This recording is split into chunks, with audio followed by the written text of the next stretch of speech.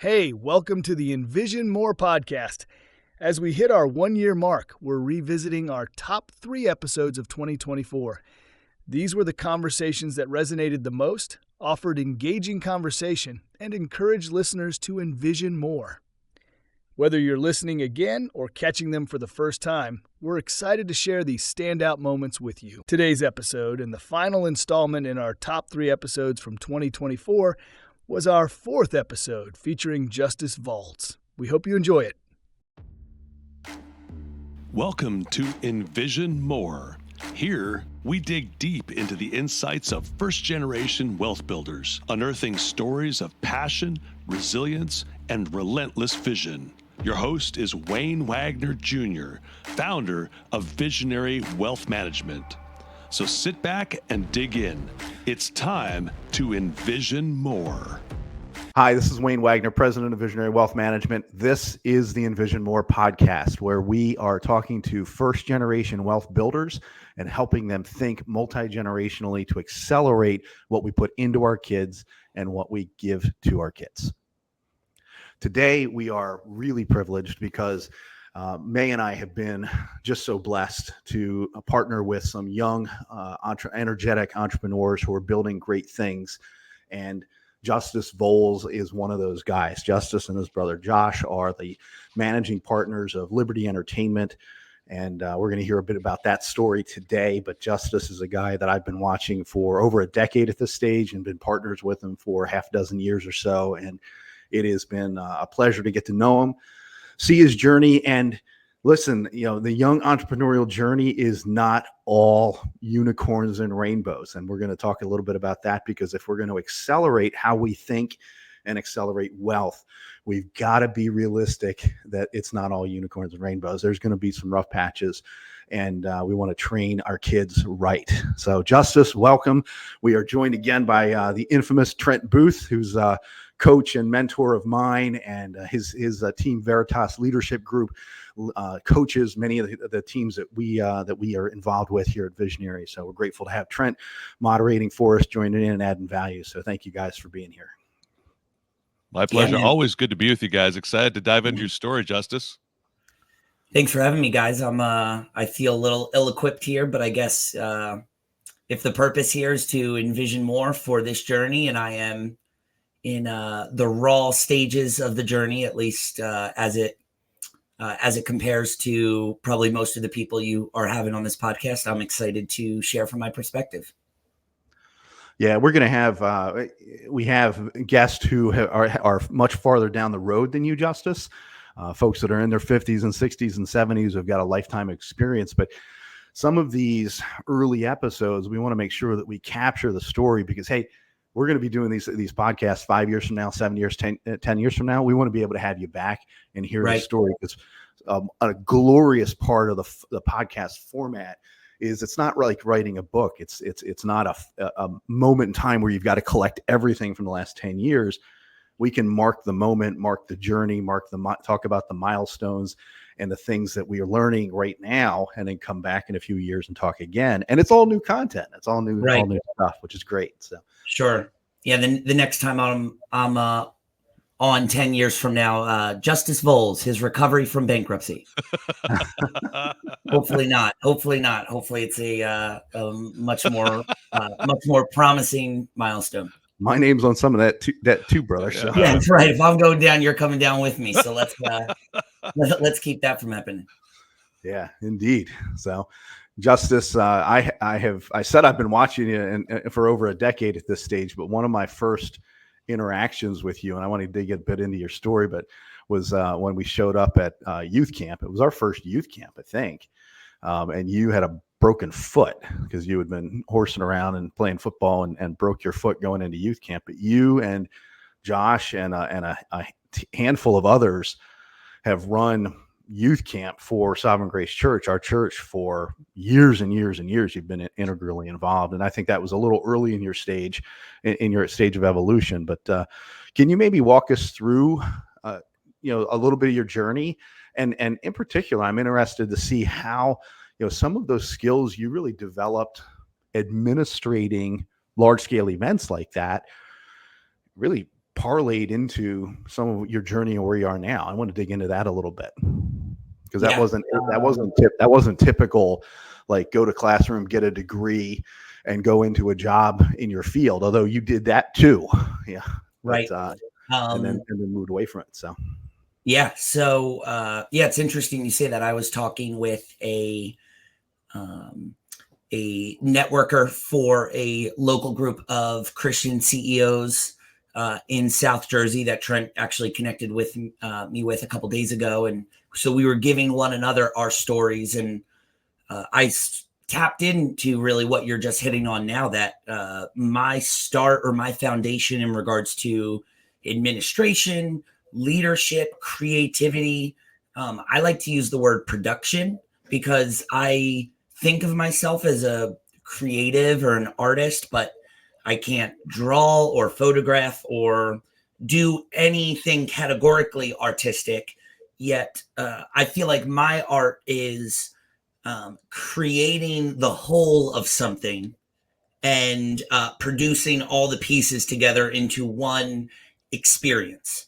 And whatever that is for me now, I've sort of discovered that's just called entrepreneurship. And but I like to use the word production in that. And I do attribute the opportunities I had just in a local church environment to lead and administrate and create and produce as a big part of how I gained some of my skills, unlocked some of my passions, and just my, natural, what we would refer to as in the church environment, my natural gifting, just who I was created to be and how I was created to thrive and function.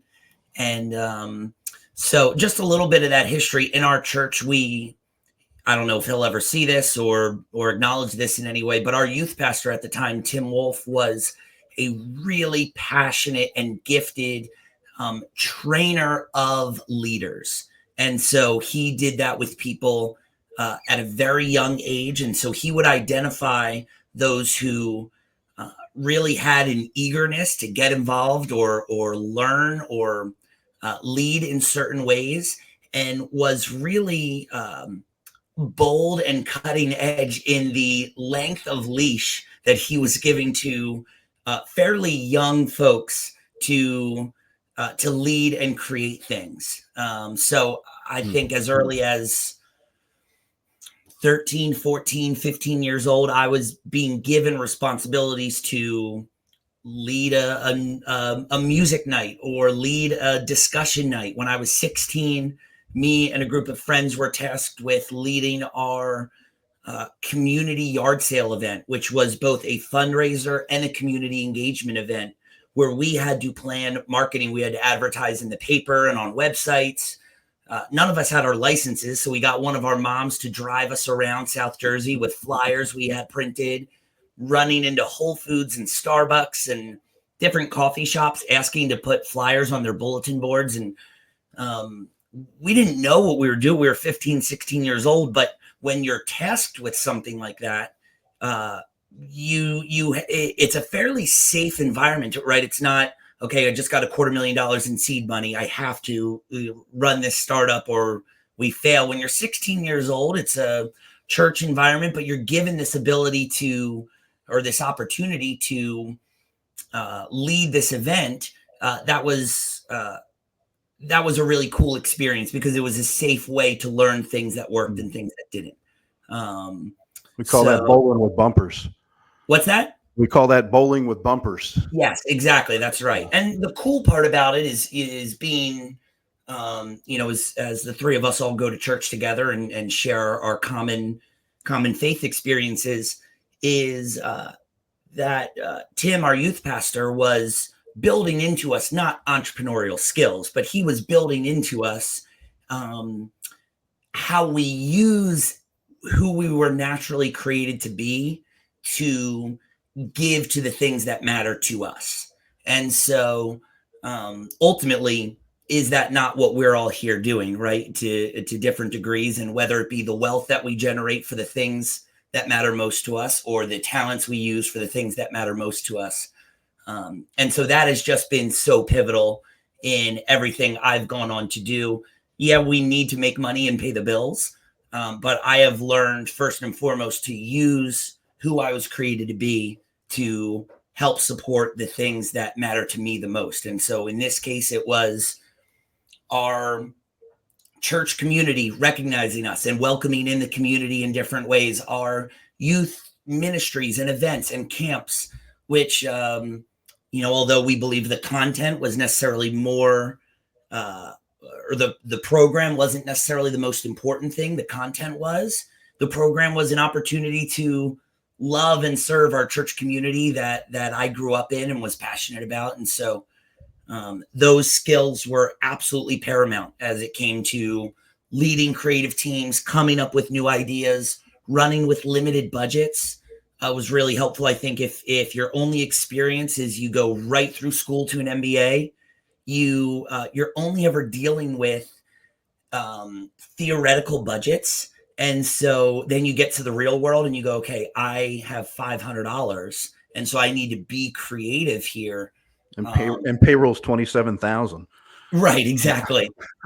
And so in some senses, I can't imagine how you actually pursue entrepreneurship without some kind of unique foundational experience like that, because there are so many twists and turns along the way that to have that sort of stereotypical path to entrepreneurship would seem almost too daunting a task. The other just quick caveat to this that adds to this is that I was also homeschooled K through 12. And so not only did I have this unique church environment with a youth pastor who was training us and giving us opportunities to lead, but I had an educational environment where I could wake up early, do my school in 2 or 3 hours, and then commit my whole day to coordinating an event or doing research on this or that. And so I personally have become passionate about, once again, if you're in school 9 hours a day and doing homework 3-4 hours a day, where's the room to learn these skills and to try and fail and bowl with bumpers and, pursue what you're good at, what you're passionate about, what you were created to thrive in. And so I definitely have a unique background or a unique upbringing. And I can't imagine how I would have gotten where I am now without that. Yeah, I just did an interview with Leah Chips, which is a young lady from our church who's 15 years old. And I challenged her to read 100 books this year, and she killed it. She crushed it. She read 100 books and wrote a 2-page book report on every one for me and did it in about 11 and a half months. So 10 and a half months. So, but she's homeschooled, and she said she would read for 2 or 3 hours in the morning and 2 or 3 hours at night. And so that's not a typical schedule that if you're going to school 9 hours a day. And so that question of schooling structure, and I think I just saw a number not long ago that said that 30 years ago there were 200,000 kids homeschooled in this country. Today there's only over 5 million. And so that's something that is in the world of remote workforce, in a world where technology is cracking the peanut, as it were, open on how education is done. I think that there's more families than ever looking at different modeling of school, and with technology and that kind of thing, there's more opportunity to pursue homeschool and open up other opportunities. Yeah. Now you didn't. I mean, you finished high school and then you went to college, and I mean, I was expecting to meet the stud Justice, Nurse Justice, when I went into the ER at some point in my life. So, but that didn't pan out. So walk us through that. What was the decision or thought process that took you into nursing, and then ultimately what was the transition out of nursing? Yeah, so I went to Rutgers Nursing School, got my bachelor's of science in nursing, and I think I was maybe growing up too quickly for my own good. And so part of this is being homeschooled, having leadership opportunities in our church environment, being the youngest of 3 children with my closest sibling being 9 years older than me. There were just all of these factors going into me growing up. So while my peers might have been, when they had family night, playing computer games or board games with their younger siblings, I was sitting around with the 4 adults in my family, essentially talking about adult things and career paths and finances. And so I was just growing up quickly. And so as I started to, I graduated high school fairly early. So I was 16 when I finished all of my high school requirements. And in my mind, it was simply, look at what I'm going to finish high school when I'm 16. I'm going to jump right into a 4-year program. By the time I'm 21 years old, I will be graduated, making X amount of dollars and working 3 days a week. So I just felt like I had this unbelievable plan in place. Yeah. And it's funny, you now see the entrepreneurial spirit in it, not in being a nurse is really the least entrepreneurial thing you could probably ever do. But you could see the spirit in it, in that what I was motivated by was, I'll only have to work 3 days a week. It won't be the same 5 days. I can mix up my schedule. There was already this innate hatred for the 9 to 5 that in my mind, nursing was this hack that you don't have to do 9 to 5. You could do Monday, Saturday, Sunday, and go away Tuesday through Friday. So you could already see in that the seedlings of a desire to be an entrepreneur.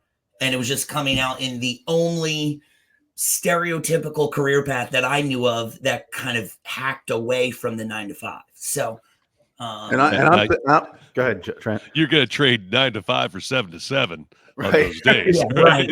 Right. I don't want to go to school 8 hours a day, but I'll work 16-hour shifts nursing. Yeah, right. Well, the thing is I never, and once again, isn't this true of all entrepreneurs? Finding a person that can work harder than me when I'm committed to something. I have no problem grinding harder than anyone in the room. I just need to believe in what I'm doing to some degree, which I think is both a strength and a weakness, right? I really admire people who can just work because they believe that work is good and designed by God. And so they work hard. And I actually see it as something I want to grow in, that hard work needs to thrive even when I'm not amped up for what I'm doing. But at the same time, I also see it as a unique attribute that work doesn't feel like work when it's something I can put my passion behind, which is just a really awesome thing to have. And, some people will, if it's work, they will never be happy in it. And that can be painful to watch. There's something so fun about being so excited about what you're doing, that is a real blessing to have that in work. So there's 2 things that you said there that I want to pull out. I want to go back to.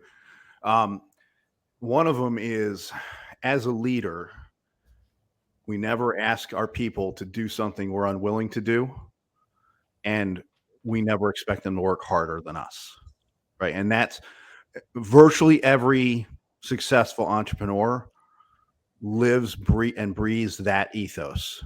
And I think that we all have. I mean, one of my maintenance guys, James Casaboom, we had a situation where we got a call from a renter one time, and there was 8 inches of water from a burst pipe in a crawl space, and there was 8 inches of snow on the ground, and somebody had to go down that hole. And we talked to the renter, got the hot shower going, and I told James, this time it's mine, next time it's yours. And then I went in the hole. So that was but to your point, you're bringing that point to bear, that you're going to be the hardest working guy in the room, because we can't expect somebody who doesn't own the business to work as hard as we are as the ones who own the business. That's what leaders do. They show up, right? Yeah. And Wayne, I don't know if you've gotten here at certain times or certain seasons, but part of my fundamental belief in that is that doesn't have to be true for every day for the rest of your life. Meaning, part of what I want to do is put in the work in seasons, so that I can show my team, right? For those listening right now, Wayne's son Bryce is working with me, interning with me full time, and right now I want to stay longer and work harder and set the pace and lay the foundation. But I also trust that there will be seasons where I say, hey, Bryce, you've seen what I've given, what I've put in. Now I want you to see me step back, prioritize my wife and kids, and give you an opportunity to step in and sort of, show the example and lay the foundation.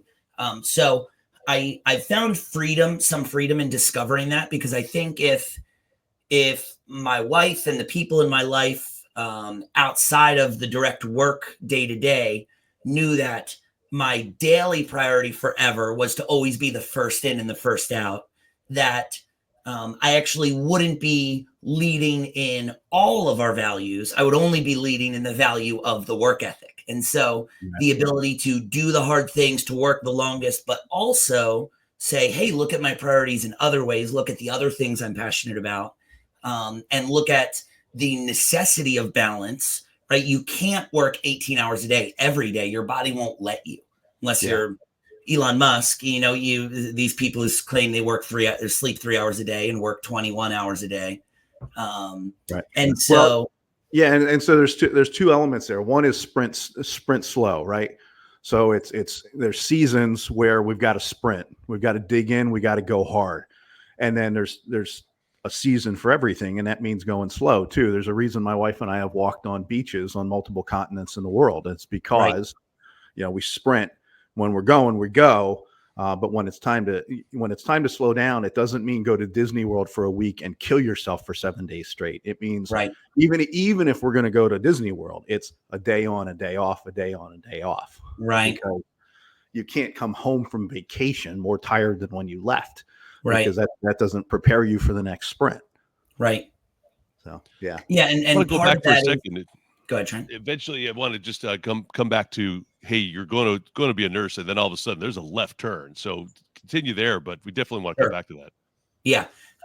So in the, I sort of gave the growing up too quickly, jumping into nursing, and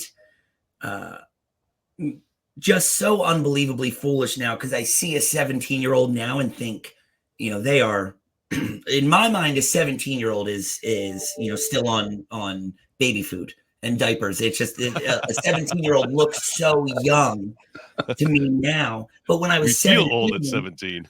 Your face hasn't changed since you were 17, except for that mustache, Justice. Come on, mustache, man. Have to do it. I too many times still being carded or asking what school I go to. And this is my 5-year-old daughter, so I'm not in high school anymore.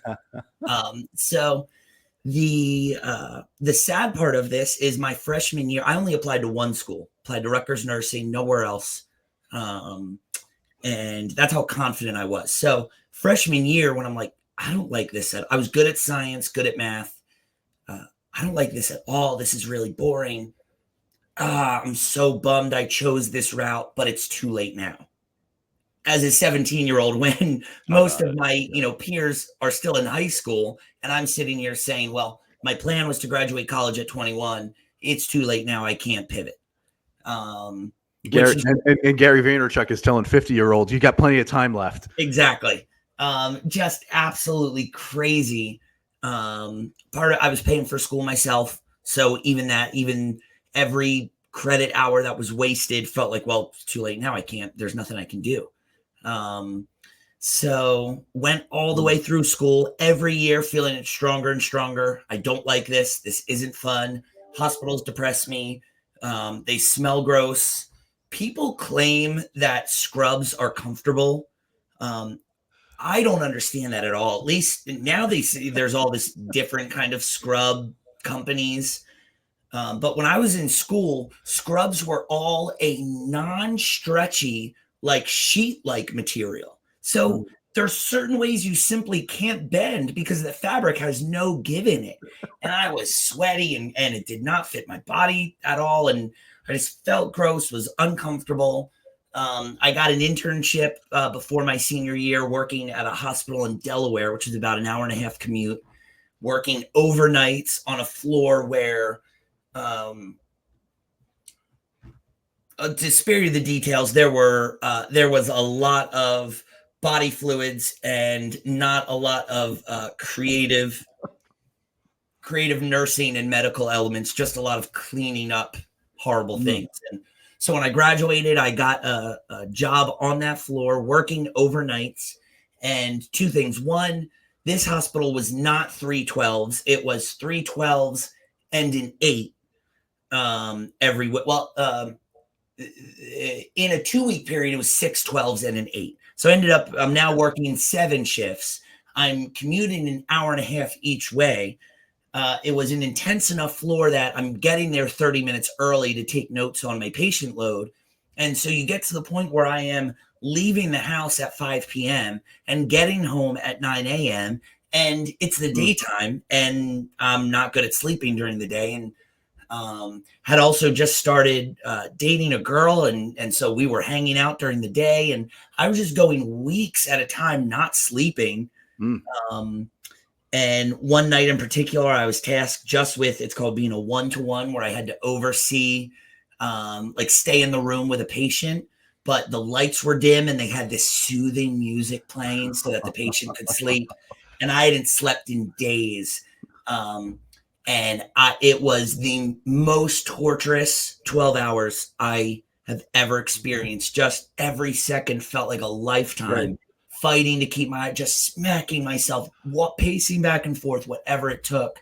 It sounds like something out of a Bond movie. Put you under that, and if you fall asleep, the world ends or something. Oh my goodness! Describing hell. This just sounds so horrible. Oh, so terrible. Now, and keep in mind what you guys know of me. Right. Passionate, creator, leader. Let's go. Energized. And lock you in a room with nobody else, and and so I just it was just miserable. So how did you escape the hands? Almost like in poker, you've got the sunk cost fallacy like entrenched. You've got your pot committed and you got away from the hand. How did you pivot out of that? That's crazy. Yeah, so my brother and I ended up playing something called an escape room, like a puzzle room. And we had a ton of fun. And at the time, escape rooms were pretty homemade, pretty DIY. And so we did it and thought, shoot, we could totally do this. We could totally do that. It doesn't seem like it'd be very expensive. But of course, I had a job. My brother had a job. But my brother was working on a contract with a nonprofit that was coming to an end. I was a nurse. And so the thought was, okay, well, when your contract ends, I have some time and flexibility here. We should just do this as a small little side thing. It'll be great. So we ended up doing some research, forming an LLC. My dad took out a small line of credit on his house. And we signed a small lease for a place in Philly. And just when we started to build it out, the girl I was dating at the time broke up with me the day after Christmas. And I took it really hard. I was really struggling. And I was living with my living with my parents at the time. And I said, screw it. I'm quitting my job. And let's just dive right in. So thank you to her for, forcing me into a drastic decision. Because it really ended up. We need a new M for that, Wayne. We have mentors, but we don't have a word for what that is. Yeah, right. After Christmas, that's fantastic. Whatever that is, that spark that got me to quit my job and jump into entrepreneurship. Never looked back. So that's a milestone. We got it. Yeah, we got it. From there, we started that business. We started another escape room on the Ocean City Boardwalk. So what year is this? Help us track here. This is 2017. Wow. Okay. We'll fly through these next couple of years. Went gangbusters on the Ocean City Boardwalk that year. Pursued Wayne. Let the record show that before we went to my dad for a line of credit, we went to Wayne and said, "Hey, Wayne, we have this idea." And Wayne very prudently said, "Well, I believe in you guys. I've seen all you can do, but I'd like to I'd like to see us start or create something, and then come back to me. Well, we went out and in our first 9 months generated a couple of $100,000 in profit, and went back to Wayne and said, well, Wayne, we took your homework assignment and we're ready to jump to the next level. So Wayne ended up investing at that point, and we signed a number of new leases on the boardwalk. Too many, foolishly, thinking that we were untouchable. Ended up starting a number of failing concepts involving virtual reality. We've done one thing twice really successfully, but for sure we can do anything successfully then, right? Yes, correct. And we had only done it for about 90 days. So unfortunately, we got very involved with virtual reality and very expensive equipment when we were using technology that cannot touch the $200 headset you could go get it at Walmart right now. Right. Of course, at the time, we didn't know that. We should have had the foresight. So the insanity there, Justice, is that look how fast that happened, right? We literally spent 6 figures on a piece of technology that within a year you could buy a $500 headset, and it was better than what we were putting on. Yeah, right. And now that $500 number has been halved twice. Right. And so failed there, failed again. Actually went back to the well with virtual reality once or twice with another 6-figure check. Ended up realizing this isn't, escape rooms continued to work. And so we said, okay, well, I think we have our little chunk of entertainment ironed out. So we got into food service, ended up using our leases, converting them into franchise with Ben & Jerry's, and then franchised with Cinnabon and Annie Ann's. And that ended up being more profitable. A different kind of work. Food service is harder. And at the time we thought, oh, finally, we're out of technology and all these technical errors. Food service will be so much more straightforward. Then you get into food service and you realize, oh man, food service is hard. Fast forward a little bit later, we opened up some more food service concepts, and then really the what has kind of revolutionized Liberty Entertainment as a whole is Wayne, and actually Wayne's son Bryce delivered this opportunity on a silver platter to get involved with a high-end sunglass retailing chain along the Jersey Shore and down other parts of the East Coast that wanted to sell their front-end operations to us. And Wayne called me the morning before Thanksgiving and said, hey, what do you think about sunglasses? I said, Wayne, you're out of your mind. We're already opening 2 more stores. We don't know anything about sunglasses, but sure, give the guy our email and see if he'll send us. He sent us a proposal, and my brother and I just texted ourselves like, hey, this is a pretty good deal. We might need to look into, what it's going to take to not pass this up. And so we did. And your first reaction was my first reaction, because Bryce brought it to me and said, hey, we need to talk. Right. And started laying it out. And I'm like, I don't know one damn thing about sunglasses, dude. Right. I buy mine at the truck stop for $11. Right. It goes to show, if you talk about envisioning more, it goes to show the power of a young imaginative mind, because we're all going, if Bryce had the same thought we did, then it never would have made it to the table. Right. And so his willingness to bring it to you, your willingness to hear him and bring it to me, my willingness to hear you and agree to entertain it, was all a piece to the puzzle. And so we ended up getting together with Wayne and figuring out a way to make it happen, worked 6 months on an acquisition, took over and on June 8th. And then long story short, we went from 4 to 14 stores in the span of under 2 months. That was over the last 6 to 8 months. And so now just kind of going over that, all of those points where there were failures, where we had to decide to go further in, where we were faced with uncertainty, I sort of brushed over all that. And those were the milestones, but that doesn't happen without Wayne's mentorship and partnership, because at a number of those times, and Wayne knows some of this, but might not even know all of this, just a number of these times, there are internal conversations with my brother of, all right, well, this is obviously the tipping point. We obviously need to be done. We've failed too much. We've gone too deep. There's no way out at this point. And just time and time again, meetings with Wayne, where Wayne is just inspiring us on a new level of resiliency.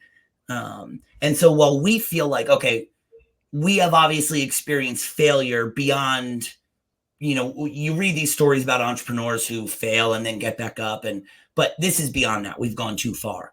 And it was really Wayne's mentorship to say, no, this is the entrepreneurial experience. And the people who make it are not the ones who make it without failure. They're the ones who make it in spite of this kind of failure. And so let's be that. Let's be those kinds of entrepreneurs and be that kind of organization.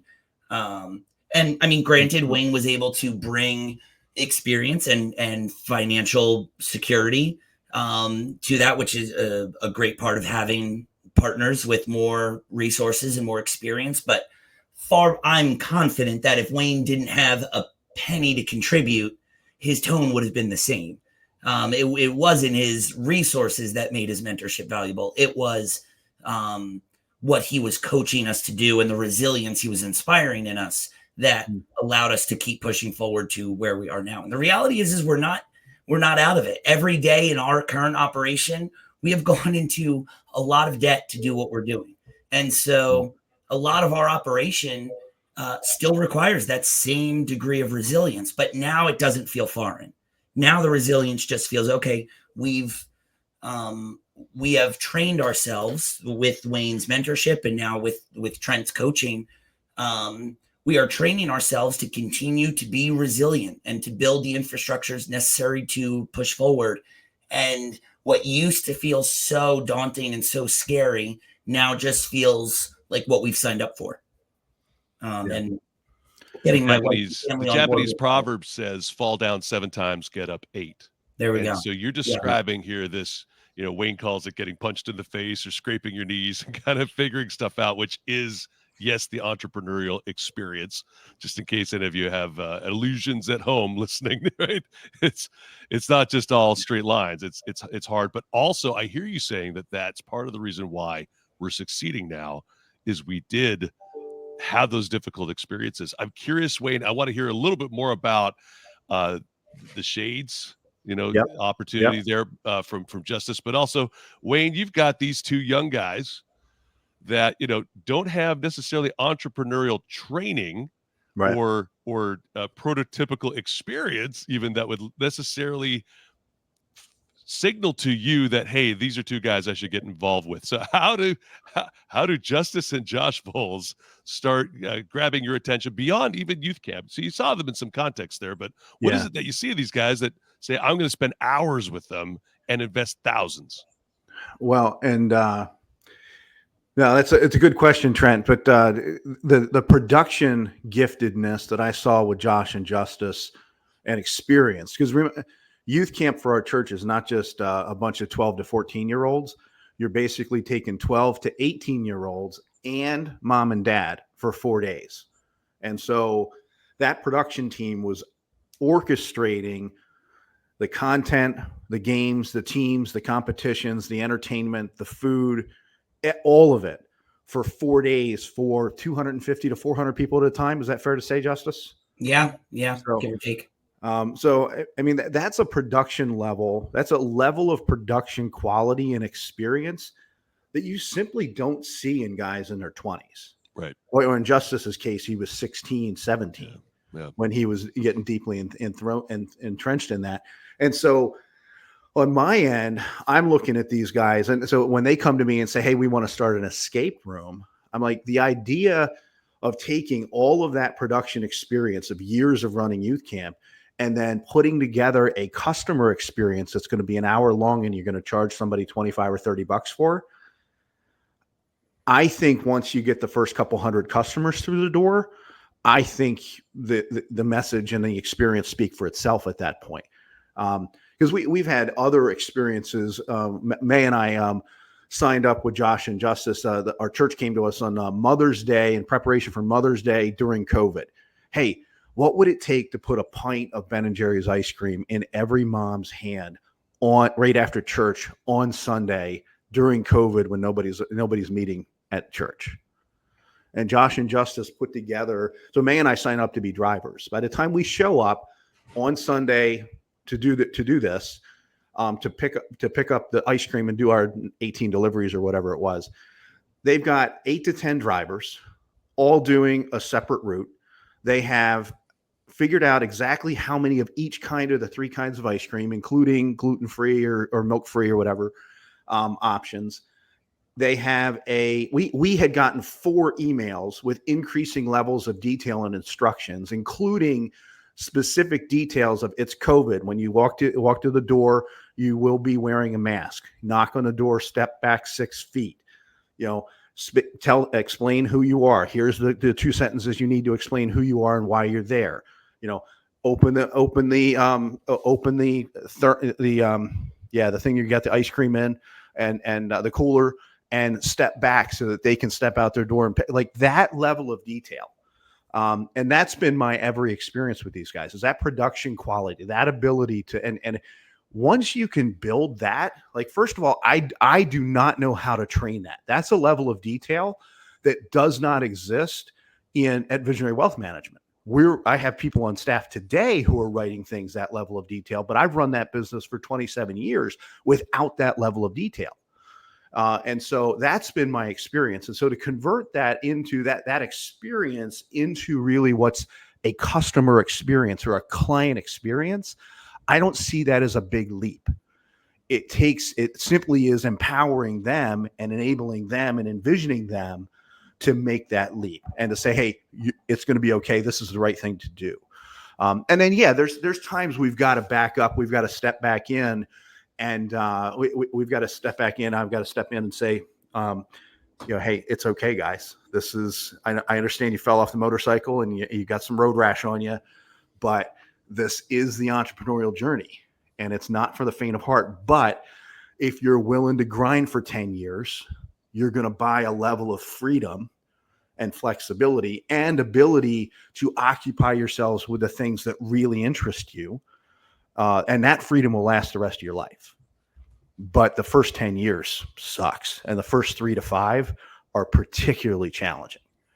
So now we took a big, Josh and Justin took a huge step up this year with going from 4 to 14 locations is exponential growth through an acquisition. And it comes with all kinds of other stressors. And largely unplanned, I would say completely unplanned acquisition. So by Thanksgiving, there's no runway, or I would say even fund, right? It's not like we'd been socking away for a business that we're looking for. We go from like, this opportunity presents, and Justice, I don't know if you know the connection. Bryce finds this because his best friend Jake Booth, my son, who's been working at Shades for a year and a half at the distribution center. Well, the only reason Jake's there is Christy worked with Josephine Schwartz at Virtua for years, right? And we got that job. So we know that business that the Schwartzes had built for over 20 years, I believe. Right. And so what a crazy connection. The fact this all kind of just comes together, but then it's like, wait, and hurry up. So November of 22, it's not a thing. All of a sudden you've got 6 months to get this together, 6 months to get the plan, 6 months to get the transition all hammered out, details, moments where like, it's happening, not happening, not happening. Yeah. January 2023, it's not happening. All of a sudden later that week, it is happening. Walk us through a little bit of that roller coaster and impossible deal that got made and has been great for everybody, mostly ever since. Right. So I'll share from my perspective, just because it's just a taste into the unicorn creature that is Wayne Wagner. You guys are crazy when it comes to entrepreneurial vision and risk taking, and just what it, after 27 years of doing what he's been doing, to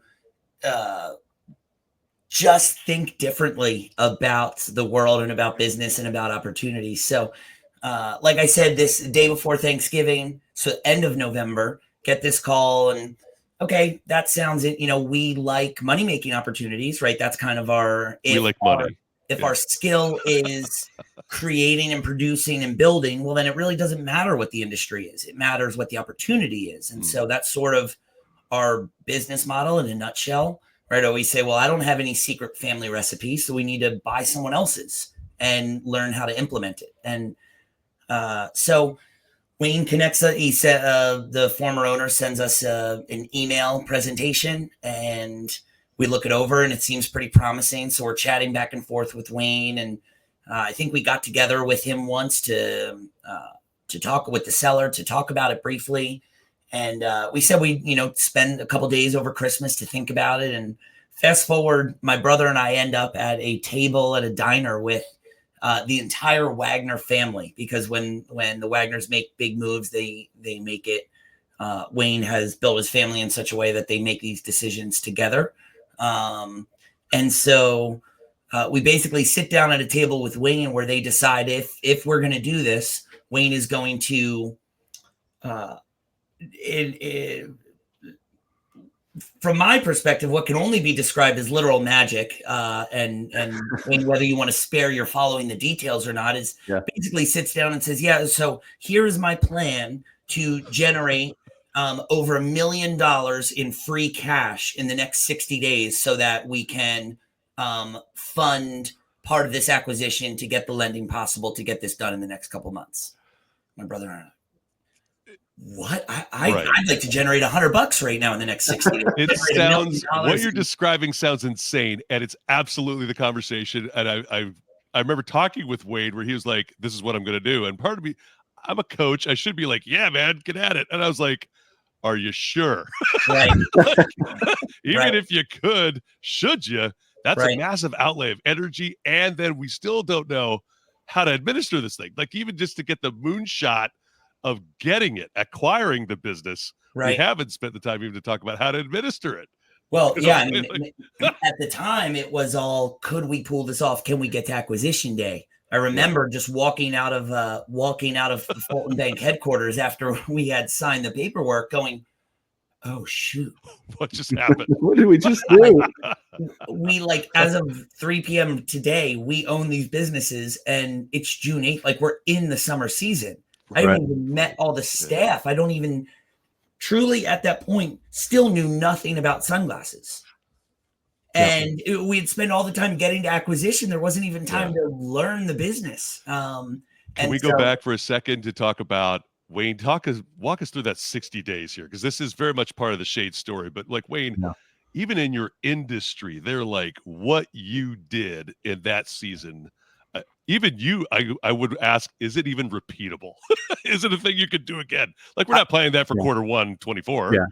I would say no. It really was something that at the end of the day, that happened because 22 was such a nasty year, and interest rates went up so far so fast that it cracked open a once in a generation opportunity for us to move a bunch of client money. And do absolutely unquestionably the right thing for our clients, which is what we will always do. That will always be our bias, whether it generates revenue or not. But this was a once in a lifetime opportunity, and it only presented itself because interest rates had shot up. And so it was an opportunity for us to substantially improve our clients sitting on what was tens of millions of dollars, and then generate commissions and revenue for Visionary that would fill this, that we can then parlay into the acquisition of Shades. So, but it was, and I've told that story in the industry a number of times, and I still have financial advisors who are like, I just don't see it. And I'm like, okay, so there was literally tens of millions of dollars that we had of client money that was parked in a product that was the top return for the client was 5%.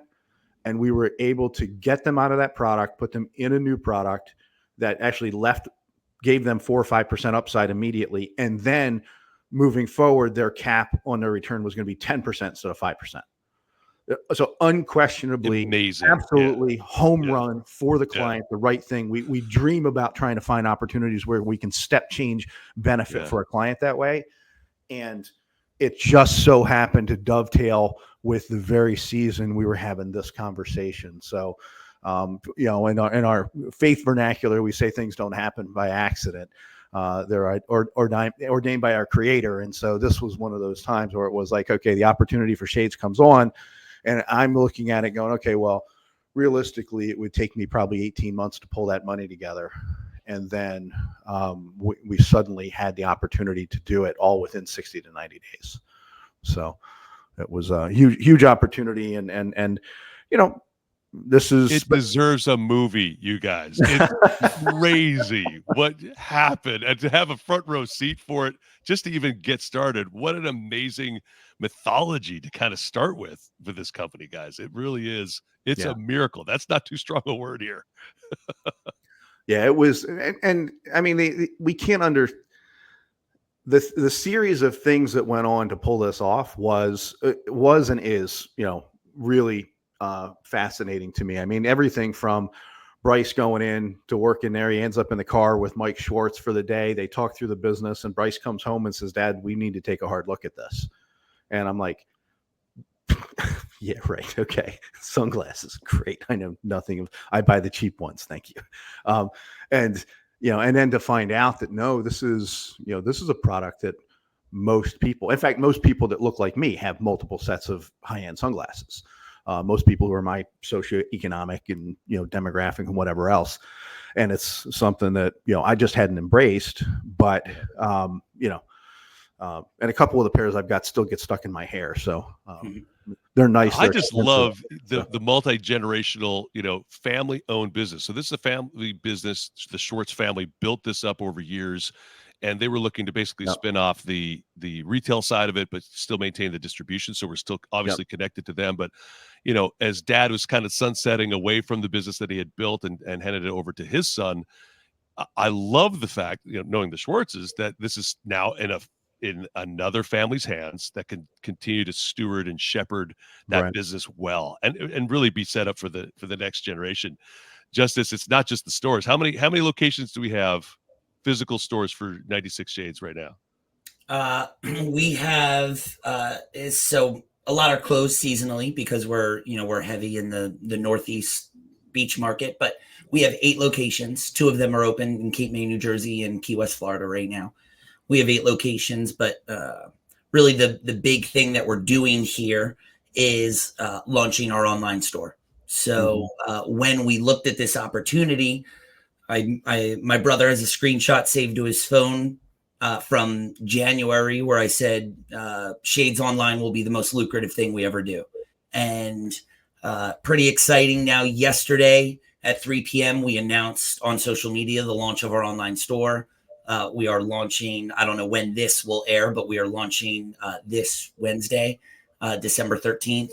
And pretty excited for what that will represent. My hope is we are filming this right before we launch. Wayne, as you're talking about 5-10 years from now, my hope is that we look at that online store. And it's not just having a place where people can go online to buy sunglasses. It's having a portal from which we can do all of these creative, exciting, entrepreneurial things because the product is there. There's something so fun about selling a product that is already universally valued. Whether it should be or not is not even the conversation I'm here, right? Whether a $600 pair of Gucci's should be a $600 pair of Gucci's is not for me. It's a thing. Yeah. How to leverage the fact that is a universally agreed upon value. Sure.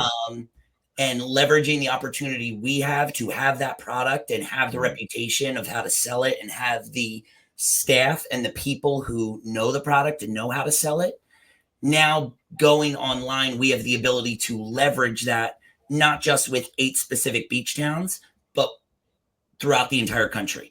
And so that's just a really, really exciting opportunity, and definitely something that we saw when we were looking at the acquisition. That was part of the promising thing, was here is the value of these individual stores, but we are basically getting the goodwill value opportunity of this online gap in the market for free. And so the opportunity now to leverage that with continuing this family, with Wayne's son, Bryce, literally on the other side of this wall, doing work in preparation for our launch is a really, my dad has been helping in the process. My nieces and nephews have been helping my kiddos are a little too young to help along the way, but it's fun to all be in this together and to have something we're all so excited about. Well, yeah. And you think about that, Justice, from your dad, who's in his 60s, I'm in my early 50s. Josh is not 40 yet. You're Close. still, you're 49. There you go. Yep. We're getting them all. Yeah. So you're 9 years younger than Josh. I think Josh's son is what, 11 or 12. Mm-hmm. And so, Bryce is 19, Jake Booth is 19, 20.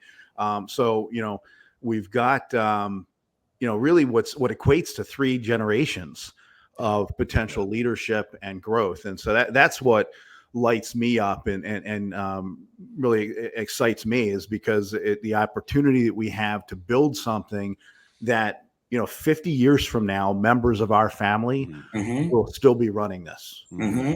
And that is, as you guys will see, the very top text. You cannot get any closer to the top of the screen on our website. It says family owned and operated. You hover over it and it says exactly what you just said. 3 generations of family owners. Yeah.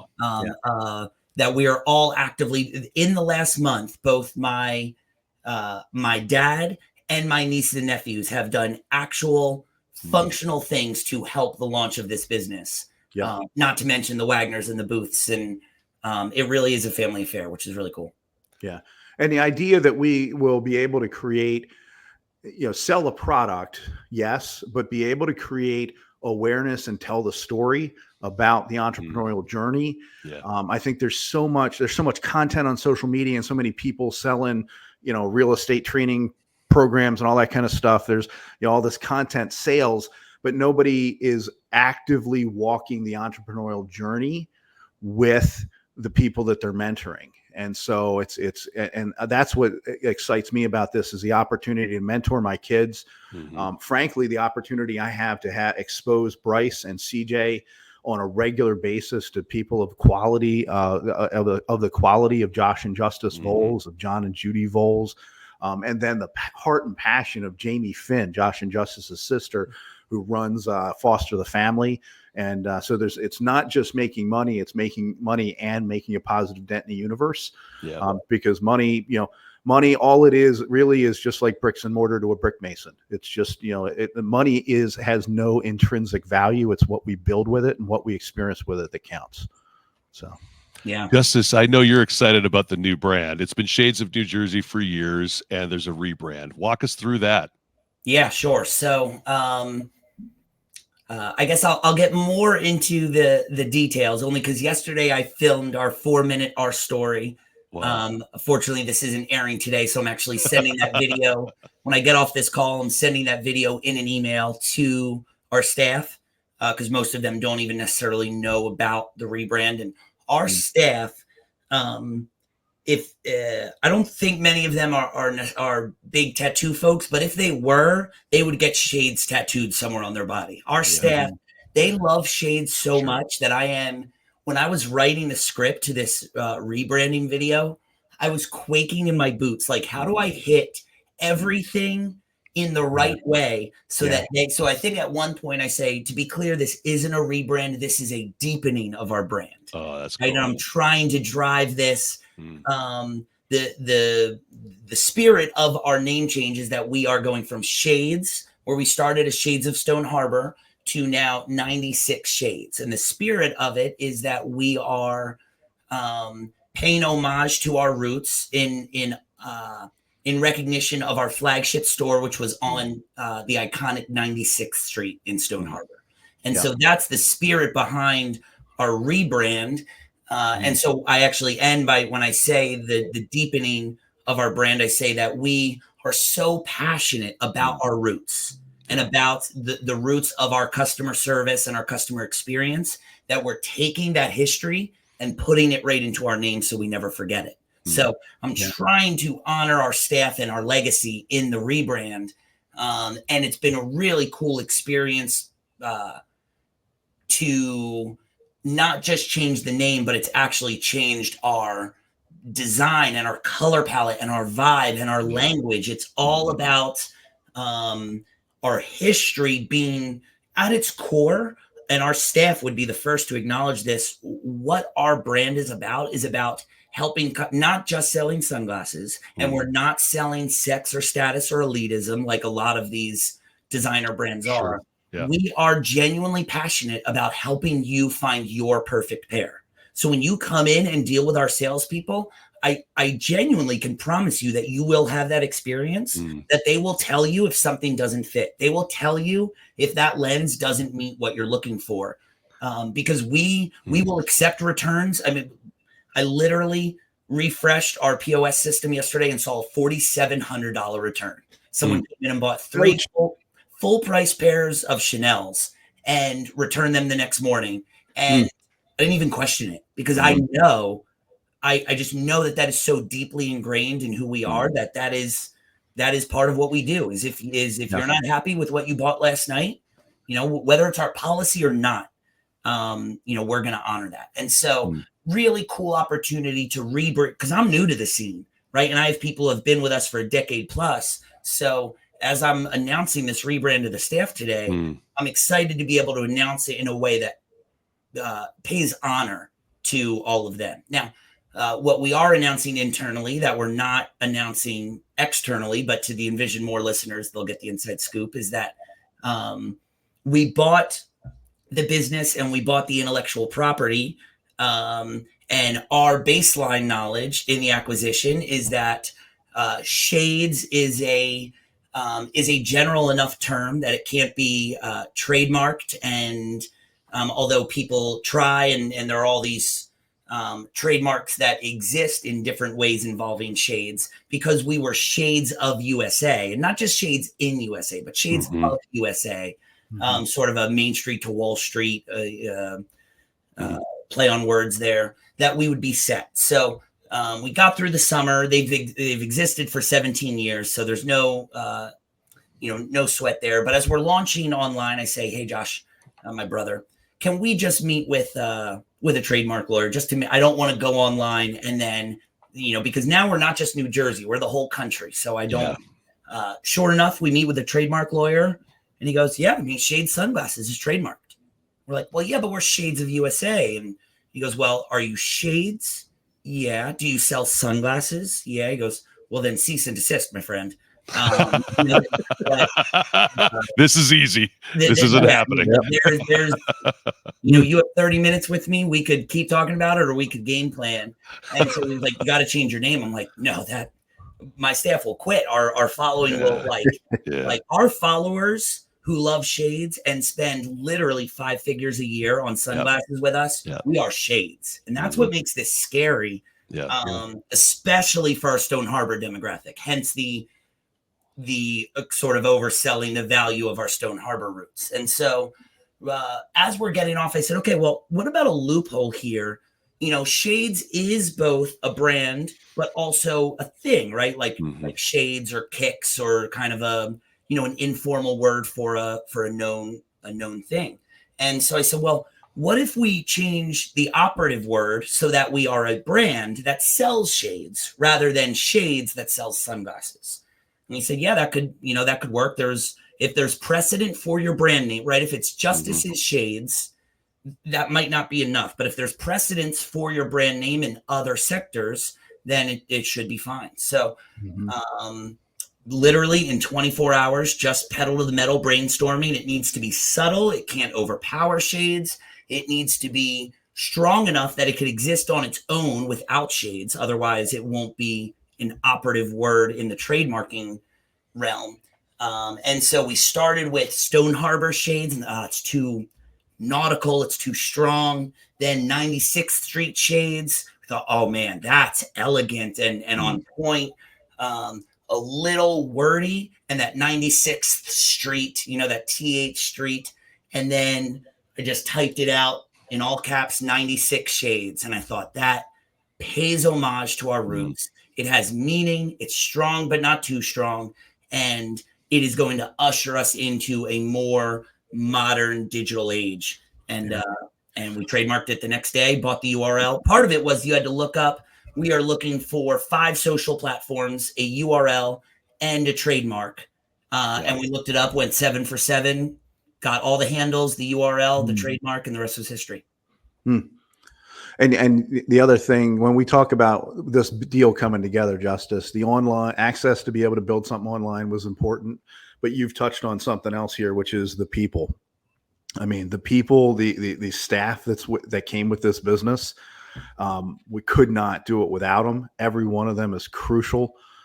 Interacting with them, they are the best, but every single one of them is the best interaction I have ever had in a sunglass environment. And I would almost say in a sales environment. Yeah. Period. Because I was almost going to interrupt you and say, I haven't been in a lot of sunglass environments, but I don't know if I've ever been in a retail environment where I have a better experience than what we give at Shades. Yeah. And I mean, I walked in, I would randomly walk into the stores while we were in discussions and meet people, meet the managers and meet the people who are running the store. And I just found them to be, I would hire every one of them to help me run any business that I started. I just found them to be absolutely fantastic. And really, the opportunity for us to create stability and runway for these folks to continue to grow in their careers and to be able to partner with them in advancing their own growth and evolution and careers. Just, I mean, it's a privilege on my end to be associated with these folks. And even as a coach observing from the outside, again, my son worked in sales at one of the stores this summer, and just to shout out Mike Corbell, to see the notes that Jake had, the sales training notes, and I've been in sales training for 30 years. It was exceptional to the point where, like, I don't even know that Mike knows how good it is, and his ethic and his ability to be able to teach Jake in a way that wasn't overwhelming, but had solid information in it, but also modeling it in a way that Jake, as a 19-year-old, he's a sharp kid, but he could learn by observing as opposed to just burying him with verbiage, for example. He was able to kind of mete it out to Jake in a way that Jake could learn it and level up quickly. And not just my son, other employees that they're onboarding, that sales training process right now, we need to continue to study it and bottle it if we could sell it, because what they're doing is already exceptional. Yeah, I watched Corbell and Jake interact this summer, and some of the other folks who were in that store, Scott down in Stone Harbor, some of the other folks we've got that are kind of in teaching role for us, and it's been just fascinating to watch. Like when I came into sales, I was given scripts, and I thought there was something magic in the scripts, and nobody told me any different. Like, so I literally walked into my first dozen meetings reading a script because I hadn't quite memorized it yet. Because I thought if you said these words in this order, then people would just surrender and give you their business. Harry Potter incantation. And so, but meanwhile, what we're actually teaching young salespeople is that no, you've got to show up as your authentic self, and you're here to solve a problem. You're here to authentically care about the person that you're working with. You want this to be a great experience for them. You want this to be to them to benefit from this product. And and then I go all the way back to May was involved in Herbalife, 25 years ago or something, and or more. And it was tell, show, try, do. Right. So the tell somebody what to do, show them how to do it, let them try it, and then let them do it. And so, there's so few opportunities that we have, and so few career paths that emerge for young folks coming out of college these days that where they can actually do that. Right. Because I mean, we joke about, I was just joking with somebody yesterday about one of our clients that, there's the median age of a financial advisor is 62 years old. So 50% of all financial advisors are 62 years of age or older, which means there's going to be fewer financial advisors 10 years from now. But when you bring somebody into this industry at 22, 23, 24 years old, nobody wants a 24-year-old financial advisor, right? 22-year-old pastor or 22-year-old coach. Right. Right. There's some things you just don't want somebody to, I want you to. How do you get that life experience? And I love what these guys are doing there. You think about a Alexi Beatty, who was in retail before, but you bring her in there with some of that training and what she's been able to do and grow this past year, and now even a new role at the new shop there for you guys, Justice. You got Yeah, a new. she I mean, again, she's right on the other side of this wall somewhere. And so Lexi is doing we're doing this really cool thing where the Shades experience is about the ability to engage with someone and sell them on the, like, if you do it with cars and you do it with other high end, right, the way they even do it at Apple. We're not just a retail store, we're a sales environment.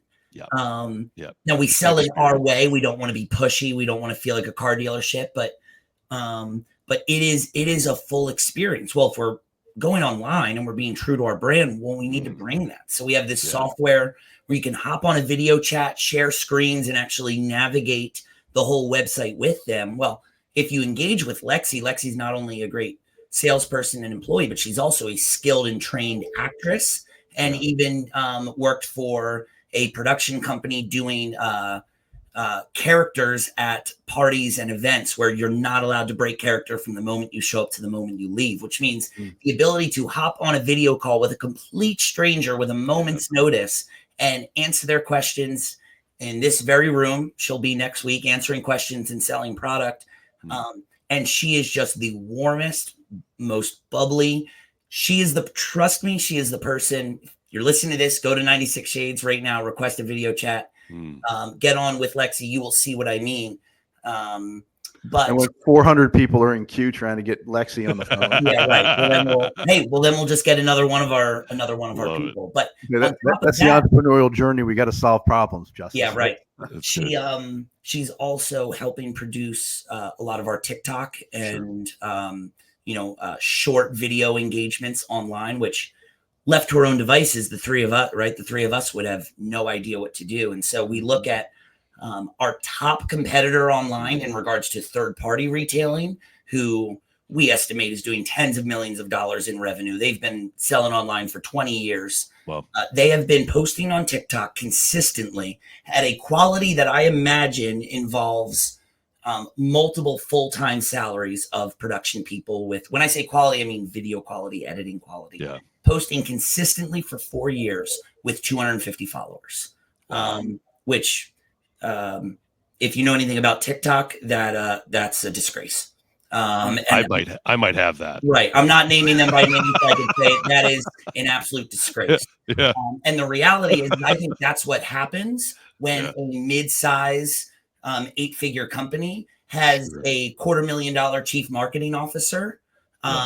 And I would put all my money on my 19-year-old TikTok creator who has 20,000 followers herself just by posting stuff in her bedroom, who is, I'm watching her every day come in and combine what she learned from Mike Corbell and what she knows about TikTok, and creating daily content that we're calling Shade School, where she is going online and teaching the internet in fun and engaging ways about how to take care of sunglasses, pick the right sunglasses, and then say, by the way, come visit our website, engage with me, and I'll help you find your perfect pair. And I don't care how much money that other company is paying their marketing team. I put all my money on our 19-year-old. And that is what we say about all of our businesses, and especially Shades, is we're sort of this island of misfit toys, where if you come to me with right out of school I was talking to a friend yesterday who's coming out of school with an MBA, and she's looking for a job opportunity. And I'm telling her what she shouldn't settle for because of what her resume is worth and her experience is worth. And I said, but candidly, I'm not that person to hire you. I'm looking for the person that has your value without the degree. Because we are looking to build this team of people who took these alternate routes, right? Went to nursing school, but wants to get involved in a startup. And we are trying to put aces in their places and create value, not for the sake of packing or padding our own pockets, our own wallets. I want to see them making way more than they could by taking the traditional route. But because it's what we did, right? It's, even though we have degrees, it's Wayne took an atypical route. I took an atypical route. Our families, our children, the next generation's taking an atypical route. And we are just really passionate about giving people opportunities to take these atypical routes. And I sort of think we do a lot of commission-based things, a lot of profit sharing-based opportunities with our staff. And I see it as a step into entrepreneurship. Hey, listen, we've taken the risk. We've done the things that limit 999 out of 1,000 people from going down this route. But we want to give you opportunities and a safe way to experience entrepreneurship by jumping in with us, taking a little bit of risk, and creating value for yourself to etch out a long-term opportunity. And Lexi's an example of that. Bryce is an example of that. And it's awesome to have a company built on that. Yeah. And Justice, I think that that question of helping people envision a different future is consistent with the theme of this podcast, where we're envisioning employees. And in another episode, Trent and I were talking with somebody else about this idea that new ways of learning, new ways of growing and becoming is so crucial, and helping to envision our staff. And Trent and I were talking in a different podcast episode about this idea that as people grow, leaders can either cap those people. They can, I guess it might've been Brad Johnson and I were talking about the idea that on a DBDL podcast, that the idea that a leader can either envision his people and empower them and enable them.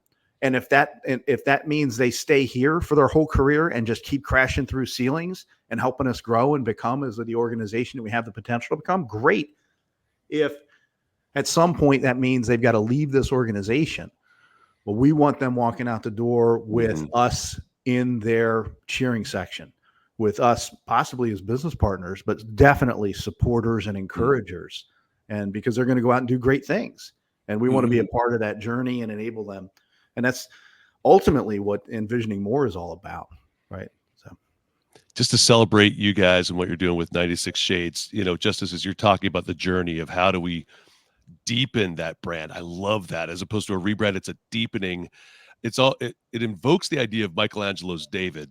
And the story tradition is that Michelangelo found this slab of rock, and he said that he saw the David in the rock and just took away everything that was not the David, but it was already there. And so he just chiseled and refined it, and then revealed the David that was already in that slab of marble. And in many ways, we're evolving that brand, but it was there. That 96 Shades is really cool, and I'm really excited for you guys. The best days are still ahead, man. Yeah, part of it is I need to give a shout out to my wife real quickly, who has just been my rock, as I have constantly been bitten off more than my family signed up for, and I've had to sort of go back to the well for more support and more energy, and we have both worked through that as a couple, and she has also stepped up to be just such a supportive rock. I was partnering with Wayne before I was even married, and Wayne was envisioning me for finding the kind of partner that would partner with you in your journeys and in your vision, and have shared vision, right? We're not trying to, we're not looking for cheerleaders who just stand there and do our bidding, right? We're I think we all have wives and partners who are strong and make us better in their own ways. But the reality is my wife is way different than Wayne's wife. And so my wife doesn't partner with me or support me necessarily the way Wayne's wife does, but she does it in a way that is beautiful for our partnership and what I need. And so part of what she does in partnering with me is actually keeping me grounded, keeping me balanced, making me put my phone away, and making me right. Her partnership is less, let's dream together, and more, you do enough dreaming. You do too much dreaming. So go ahead and put the phone away, and let's watch The Grinch for the fourth time this week. Feet in the ground, heads in the clouds, right? Yeah. And understand what you don't know is that I've asked May to work in my office for probably 25 years, and I keep getting no's. Hard, right? No. Hard no. So. Well, that's the cool thing about this is my wife is actually an incredibly talented entrepreneur. She owns her own wedding photography business. She owns her own online retail store where She has done just unbelievable. She doesn't realize how good she is so creative at her online marketing. So as we've been doing this, she's kind of like, again, this whole ethic of work is too much. Her support for me is helping me balance. And so as we're launching online, I've been asking her to get involved. Well, she has graciously agreed to varying degrees and is starting to get involved. But this is the first time where she is now coming into the office 1 or 2 days a week. And I am watching her do her thing, but with my brand. And it has been just an unbelievable treat because she is so talented. She's coming in and she is just bulldozing us in the best ways with creative direction and creative vision and supporting the brand in this online initiative. And so part of it is I wouldn't know what to do. And she comes in with, got to do this, got to do this, got to do that. And she is helping me bring this brand to life. And it's really cool because it's the first time we are really partnering professionally. And she has just been an absolute rock. So she was a rock in her support of me, but now she is being a rock in her partnership with me. And that has been a really fun treat. Well, Hannah and Justice Volz have never done anything halfway in your lives. So May and I got started, and we waited 7 years before we brought a kid into the house, and it brought the child into the world first, and then brought her home. But you guys had a foster kid within months of getting married, if not weeks of getting married, and so you were engaging in serving others and bringing children into the home and pouring into next generation at a time when May and I were just grinding on the business, and so. In some sense, you guys are your souls will still forge together in the fires that you fight together, but your fires and you added the complexity of family way earlier than May and I did. Nazi and then double down with Poppy. I'm going to say also like seemingly months later. So 2 kids. Yeah, we year one. Our family dynamic was strange because we started like within months when we were doing. As we were getting licensed for foster care, we were doing some brief respite stints, and we formally got licensed and took in our first long-term placement about 14 months after we got married. Now, what we didn't know, because then a month later we took in our second placement, so we had a 1-year-old boy and a 1-year-old girl. What we didn't know is that 2 years later, the world would shut down and we wouldn't be allowed to leave our house for months and months. Right. As well as our only sources of revenue being weddings and tourism would both completely shut down. Right. And by the way, the $1 million in expenses over the next 6 months weren't going away. Mm-hmm. And so here we are trapped. We actually had the foresight to, before the world shut down, go stay at my brother's.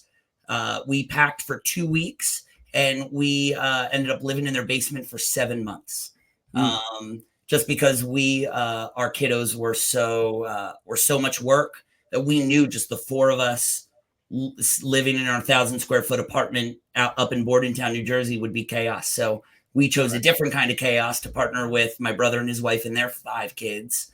And we did crazy life together all summer. But at times it was definitely, once again, it was the foolishness of our youth and confidence, sort of, Wayne, what you referenced, what we believe to be that God ordained planning of something we wouldn't encourage or counsel for someone, where we were 5 years ago. But also the beautiful family that we've created, the things that we've learned along the way is obviously we wouldn't trade anything for the world. And so much. I mean, Justice, from the atypical education, that you've expressed and shared to going the traditional route to with nursing education and then going, this just is not for me. And then fighting the sunk cost fallacy to say, hey, we're going to do something different, to taking risks, to do the first Liberty escape room. And then just not even a year later, hey, let's open on the Ocean City boardwalk, to, hey, there's a spot at 11th Street that's going to take 3 shops and it's a much bigger nut than we've taken down. So you have built and continue to show a level of resilience and willingness to put yourself out there that is absolutely crucial for the entrepreneurial journey. And we build armor, right? We build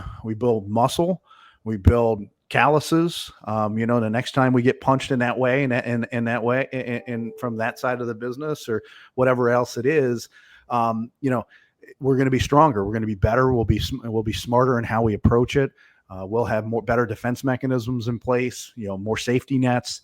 But you don't learn that you need those things until you go through it, and you got to live it.